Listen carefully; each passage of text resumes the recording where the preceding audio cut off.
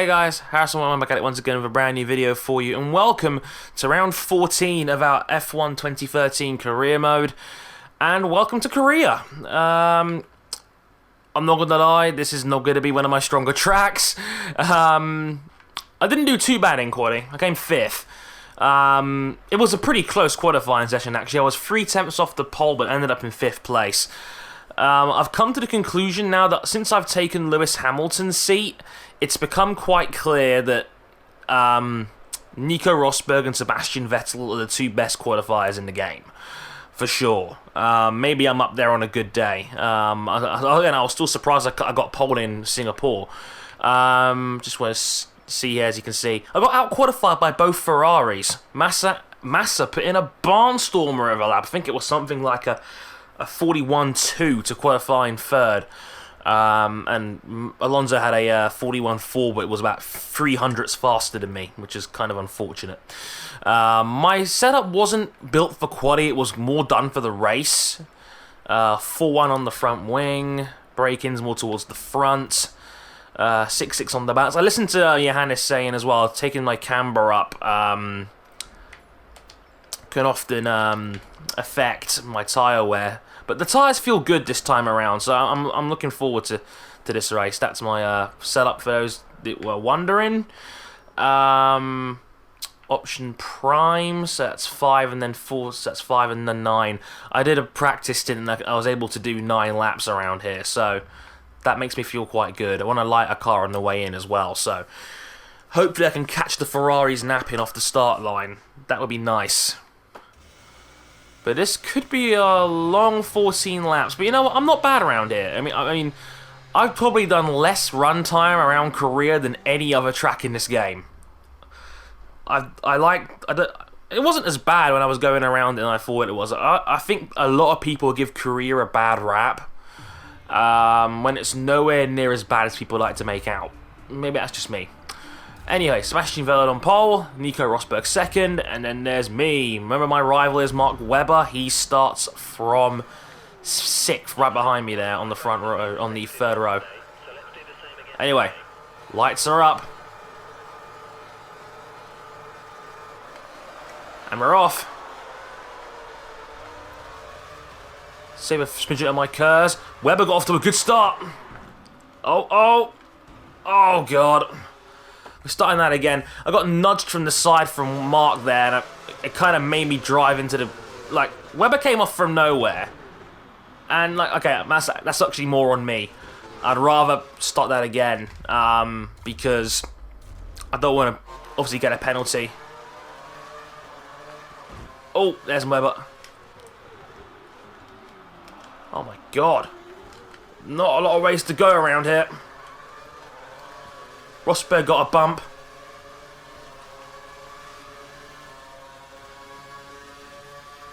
He's a bit slow coming out of the corner. I play the last of my curse here. He's boxing me. Look at this! Rosberg bumping me almost off the track. Vettel off to a monster start, kind of like in real life. Rosberg has to slot in behind now. The two Ferraris seem to have lost out pretty big.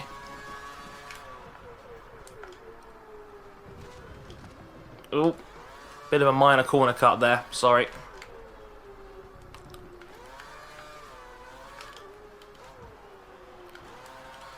Vettel's going to pull off into the distance now, more unlikely. Vettel is the undisputed king of Korea. I think that's been established in real life many, many times. The only thing that's beating him around here is a fire truck. So I'm not expecting to do well in here or in India in a couple of rounds' time. Because this is what I like. This is the part of the can that I like to call the technical block. Pretty much all the tracks that are left, besides maybe Brazil, are more technical. For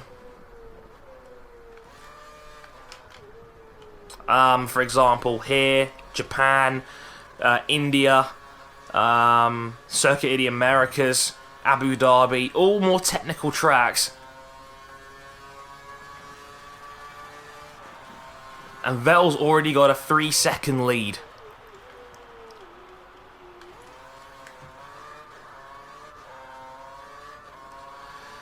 There's no fancy tricks around here when it comes to curves. You just dump the whole lot on this straight and you should be fine. But like I said, Vettel is just roaring away here. I'm in second though, which isn't too bad. I know people are wondering what am I using to play this game right now. I'm using my controller, sadly. I know a lot of people are asking, Dre, are you going to break out the wheel early? No, nowhere close. It's not going to happen overnight, folks. Like I said, I'm aiming to try and start using a wheel around the start of Series 2. The reason for that is just I'm just not there yet. A wheel right now, I'll be 4 to 5 seconds a lap slower than I am with my controller. I will get there eventually. Just got to be patient with me, okay? It's coming though, I promise. So I also want to address in the channel update video I put up yesterday. I didn't talk about it, but I will. A couple of people asked me about Around the Corner, and is it coming back? The answer is yes. It will definitely be back for a Season 2. I know, like I said, I know Tiamat Marduk has been dying to get on the show since its inception. He hasn't had a chance to yet. But I told him myself it'll be back in March, just before the season starts. And yeah, it'll definitely be back. So I'm also hoping to get more subscriber specials in, so that'd be pretty cool as well. That's the plan. And wow, I knocked Rosberg out of DRS.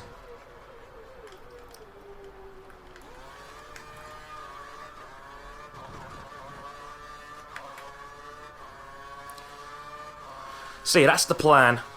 So definitely will be more around the corners. I just haven't been wanting to do as many Google Hangouts lately because the new comment system just doesn't work with Hangouts. It's not like the old YouTube comment system where during a live stream you would actually have comments come in on the side. Like, doing a Hangout is like uploading a normal video now. You have to keep refreshing the comments page. You don't get that live stream ticker anymore like you used to. It's really irritating. Having to constantly go back and forth, and that's what kind of put me off doing any recent Hangouts. It's really irritating, but you know, what can you do, really? You just got to kind of, you know, compromise and suck it up because YouTube keeps changing every 6 weeks these days. For a minute there, I thought they were going to keep that new subscription box idea where you could only see the most recent 30 videos, which would have been the worst idea YouTube's ever implemented. Like, I thought it was like 75 people on YouTube. Like, to only see their most recent 30 videos would be a travesty.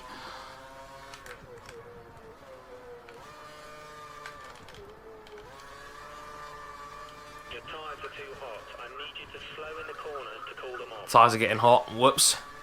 Went a bit too hard around that last double left-hander.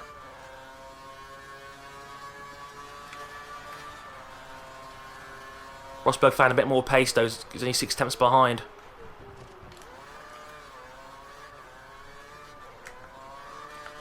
But we're looking okay, we're looking solid. Looks like we're just about going the same pace as the second pack. Me, Rosberg, Alonso.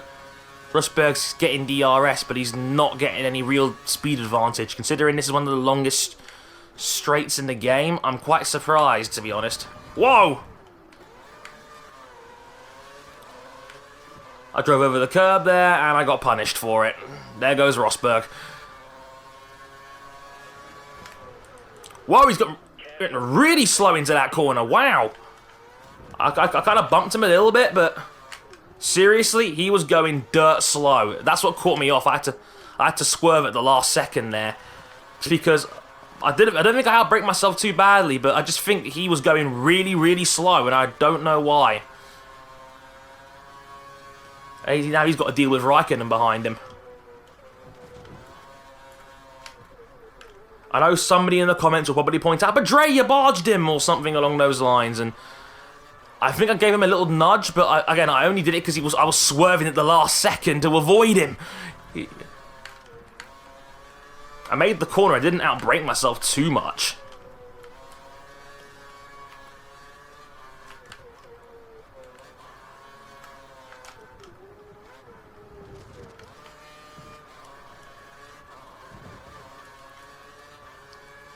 Okay, Coming in next lap. Stopping this lap. Vettel 8 seconds down the road.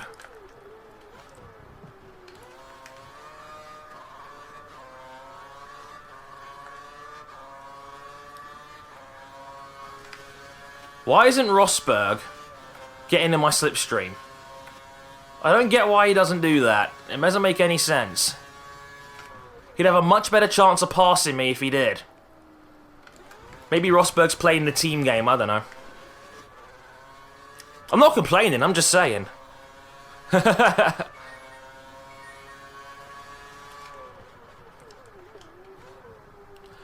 must admit though, so far this has been surprisingly trouble-free.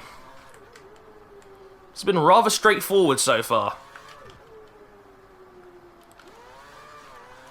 I don't think I've driven too badly. I don't think the AI are that much faster than me around here, if at all. Only Vettel really seems to be much quicker than me, and you know, he's gone. He's somewhere in Japan already for the next race. As I was saying earlier though, I don't think this Korea track is anywhere near as bad as some people like to think it is. I think if they put this track in a better location, I think Korea could be one of the, could be like Singapore. Like Singapore is starting to really establish itself as a you know a blue ribbon, you know, top tier kind of race. As I go really wide there. Whoops. I'm gonna force Rosberg to take the overcut here, I think.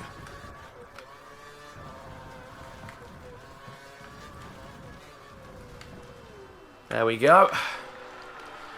But yeah, Rosberg's got to go again. I think Vettel's come in the pits as well. As has Kimi Räikkönen. Oh, held up. Small held up there. I think that was Nico Hülkenberg coming in. He qualified, I think he qualified in 10th, and he had to come in. I hate that on the pit exit, you're surrounded by marbles. Korea really need a rethink on that. It's awful. We have some spare fuel. You should consider turning up the engine for a few. Whoops. I almost made the same mistake I did in Monza where I had the fuel mix down on purpose. Okay, it looks like the car ahead is trying to create a gap. He's running full revs, maximum power. So I've got to make Rosberg do a 6th lap on the options. But the tyres around here seem to be quite durable. I mean, in itself, it's become a track where they're now running softs and super softs around here. Which I really think they should do in America. Like, I know in America, like, in the real race last season, people were going half the race distance on the option tyres. And doing it pretty comfortably by the looks of it. They really need to bring more aggressive compounds in the second half of the season. That was one of my only major problems with Pirelli. And that was, you know, okay. You guys are a bit too conservative around certain tracks. But besides that, again, I don't hate on Pirelli as much as a lot of people do. People don't realise that Pirelli are like the playground scapegoat for a lot of other things. What? Raikkonen around the outside? That move was illegal. Return the position. It wasn't illegal. He was clearly ahead of me for a second. No, actually, it kind of was, to be honest.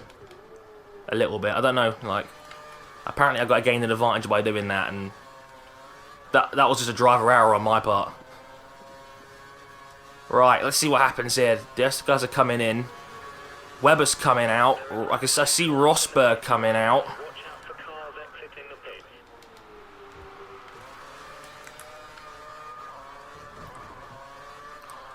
Rosberg's come out ahead. But I got DRS.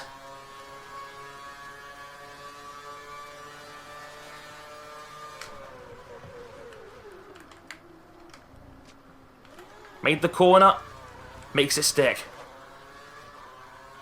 That's second. You're up to Rosberg. I like the fact you can pass again on this straight if you're fast enough as well, but the overcut worked for Rosberg. And as a reward, he can now go 1 lap less on these primes.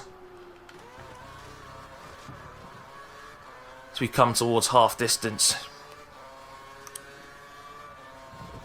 And I think, if anything, it held up Raikkonen further back.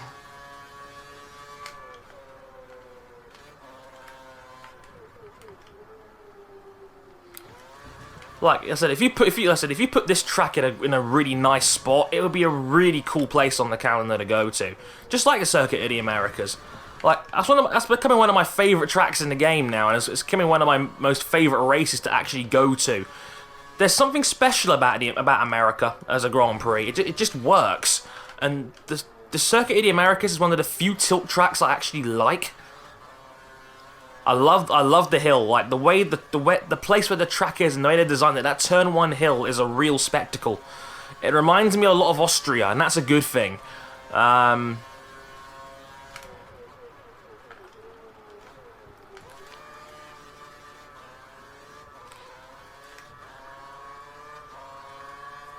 Rosberg 3rd, Raikkonen, Webber down in 9th. Oh dear.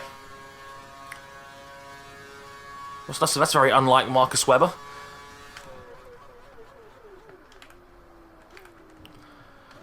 Also, people were asking me about the Jerez test and how I felt that went. I'm not going to do an online race or anything because I feel like I'd just be talking in circles about how, yeah, this team was like this and this team was like this, but it doesn't really matter because you can't really draw very much from it because there's more tests and we still have 6 weeks to go till the season actually starts.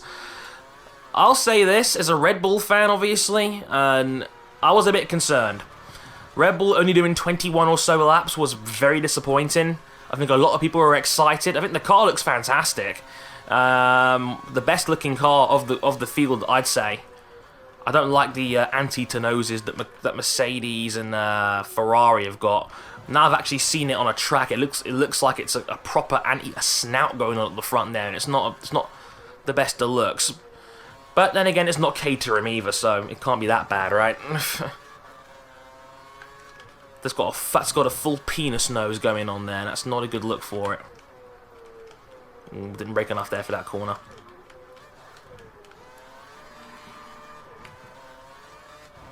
I'm power sliding through these corners like a boss.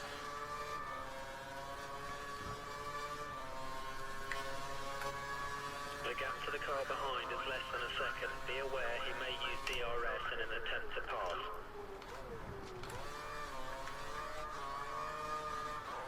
You're currently matching race pace. Good job. Yeah, so that Red Bull thing was definitely a bit of a concern. You know, I think Vettel got out early because he wanted to see his new baby daughter as well, which was something that, you know, obviously as a new dad, that's going to be very emotional for him. And, you know, he's going to be thinking about that. I know Vettel does a really good job of keeping his private life private, but I don't think he really wanted to be there, to be honest. Well, yeah, he wasn't saying a lot, and, you know, he said, you know, the Red Bull need to play catch-up, and you know what, they're kind of right. But is there any team better at playing catch-up than Red Bull? They always play catch-up. I think besides 2011, they've never really had a strong car out of the box. I think they've had to develop their way across the season to make a stronger car. Like, this season, Red Bull weren't the strongest out of the box. I think that was Ferrari. I think Ferrari opened with a very strong package, and that combined with the Pirelli tyre compound seemed to make them work. Lotus looked very strong as well early on.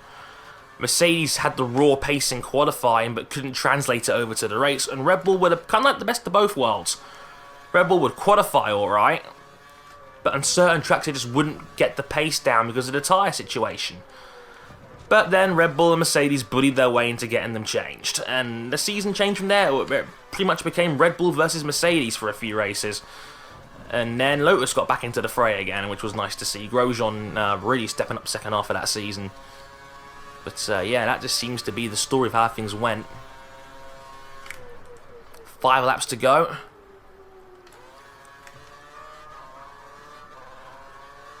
Car feels good. Is that Vettel up ahead? Has he got a problem? Because he's only 6 seconds back now. The gap was like 11 seconds a lap ago. We believe the car ahead is running standard revs. Standard revs. Has he got a problem? We were a lot closer to Vettel than we were before. I wonder. Gap's now 4.1. It was 5.9 when we crossed the line. What has happened here? Did he break something?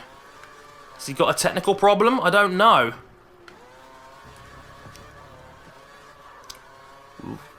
This is an interesting one. We've got to keep an eye on this. Was it just a driver mistake somewhere? Did he go off the road and now he's back on pace again? I don't know. Got to keep half an eye on it. But we're definitely getting closer. A bit bumpy on that one.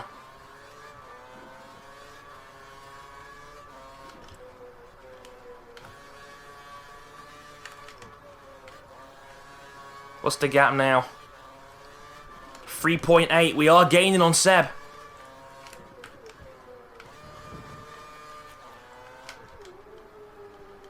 I guess this is what the casual fans probably wanted to see the whole second half of last season. Because the funny thing is as well, I might talk about this a little bit later on, but I've already kind of mentioned before about TV ratings in Formula 1 and how they're a little bit sketchy. I don't think Vettel was the reason why the ratings went down 10% this season. I think he's part of the problem, but I don't think he's the full reason it was like this.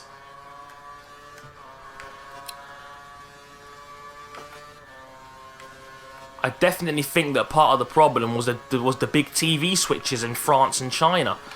That's definitely a problem. The Pirelli tyre change, I think, is more to blame for Red Bull's dominance than anything else. I think they seem to really benefit after the tyre compounds changed over. But you know, that's what political pull does for you. As the gap comes down to 2.1. Did he break a front wing off? Why is Seb going so slow? Is he just mocking us at this point? If I can get a smooth sector, I might get DRS on him. Could we actually win this one?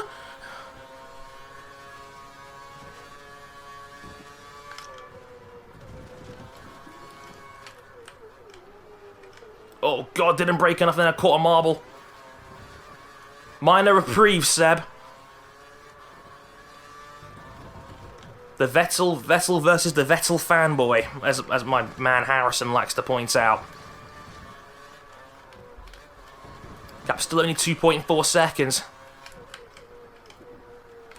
We're faster than the guy ahead in Sector 1. Let's see if we can use that to our advantage.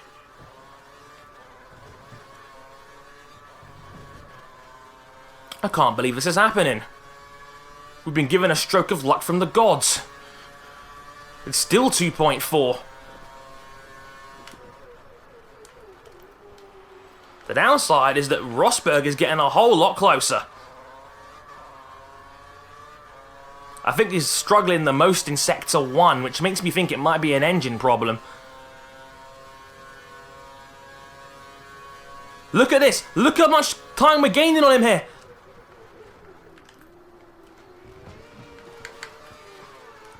I mean, did you see how much time he was losing down that straight? His top speed must be so bad right now.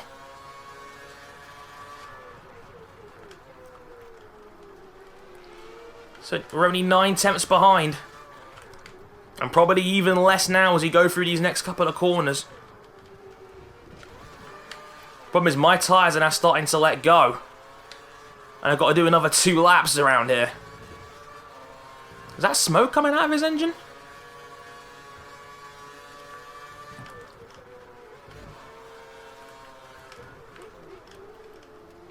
Oh, we're getting really close to the back of Seb now.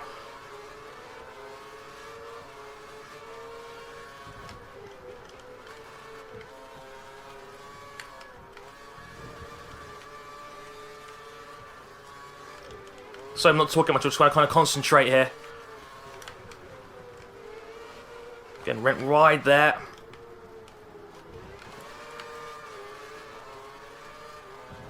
Bit of oversteer there, so Vettel will get a kind of a reprieve. But we're going to get DRS on him now. Rosberg's behind me, he's going to have DRS as well. This race is now wide open. Vettel's struggling on the home stretch. Pass him into turn 1 and we've got him. And we make it stick. And I think Massa and Rosberg got him as well. That was a yellow flag. I think somebody actually banged into Seb further back. I don't think it was us. But man. Felipe Massa is now in second place. Now Rosberg's passed him on the DRS. So it's Mercedes 1 and 2 up the front. Felipe Massa in third. That's still a phenomenal drive for Felipe, given his current form.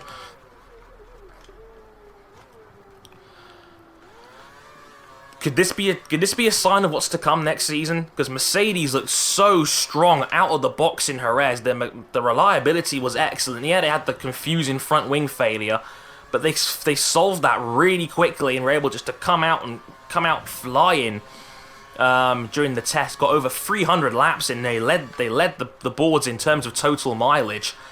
And on the last day, they did more than a full race distance, which was 69 laps, which would be a full 300k around Jerez in one shot in the wet and drying conditions, which was excellent for them. You know, they look really strong, but they said themselves they don't know how fast they're actually going to be. You can't put too much stock into the times, as a lot of people have said that, actually. Mercedes have said that, Sauber have said that as well. Manisha Keltenborn did a Q&A today on Sky Sports and said that you can't put too much stock into the times. We'll know a bit more around Bahrain, but oh my god, final lap. It's going to be me versus Rosberg for the win.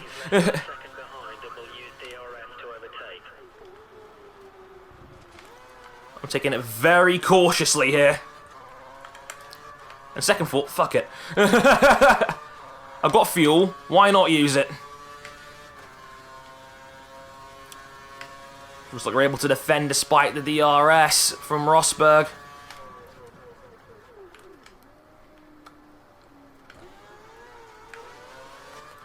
He's actually more under pressure from Massa back there as well. At worst, I'm finishing third.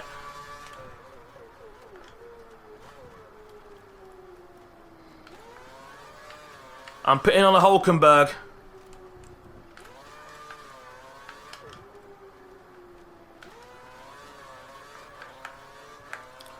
I can't believe this. What happened to Vettel? I have no... I can't explain that. It's like the Formula 1 gods were smiling on me. Half a lap to go. It's going to be very hard for them to pass around here unless I make a mistake. Just got to not choke this up.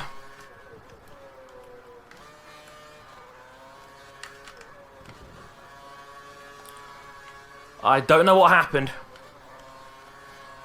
But I'm not going to explain it. I don't even know what happened. I'm sure somebody in the comments will probably more likely come up with an answer. But 2 corners to go. I can't believe we've pulled this off. Unbelievable. It's going to be a Mercedes 1-2, I think. But we'll order. Harrison comes down the last corner. We're going to take the short way. And we win. We did it. We win in Korea. Get in there. Wow. That's a turn up for the books. That's a redemption 2 right there. Winning from 5th. Wow. Round Korea where you can't pass very well? I will take that standing up. Thank you very much. Nico Rosberg 2nd, Felipe Massa 3rd, Jenson Button 4th in the McLaren team, Raikkonen 5th, Alonso 6th, Vettel finished in 7th, 12 seconds behind us in the end. Nico Hulkenberg in 8th, Perez 9th, Webber gets the last point in 10th, so we finally got one over our rival Webber. And we're up into 4th in the Drivers' Championship. We've actually now dead level with Webber on 140 points, but we beat him on countback. We have 2 race wins to Webber's 0. So we are now just 9 points behind Nico Rosberg in the championship battle now.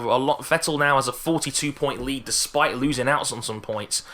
In the Constructors, Red Bull lead by just 10 points now from Mercedes and Ferrari in third of 310. Unbelievable. I can't believe we did that. That's stunning. I don't feel that happy that I won because I blatantly won from some kind of technical issue with Vettel's car, but I'm not complaining. Not in the slightest. It would have been 2nd or 3rd, whatever happens, I'm sure. So I will gladly take that win. That's fantastic, and we needed that one after Singapore. Singapore was the worst career mode race in terms of strategy I've ever had, so to actually come back and win the next one is fantastic. So happy with that. No new contract offers. We've got Japan up next. That should be really fun because I do love Japan very much. Really looking forward to seeing how that one goes. But that's a fantastic race win. I'll gladly take that. And now I said we are ahead of Mark Webber, which is exactly where we need to be. Next up, try and get past Rosberg and get into third in the championship. That'd be fantastic. So yeah, I've been Harrison101. I hope you guys enjoyed the video, and I will catch you guys later. Sayonara.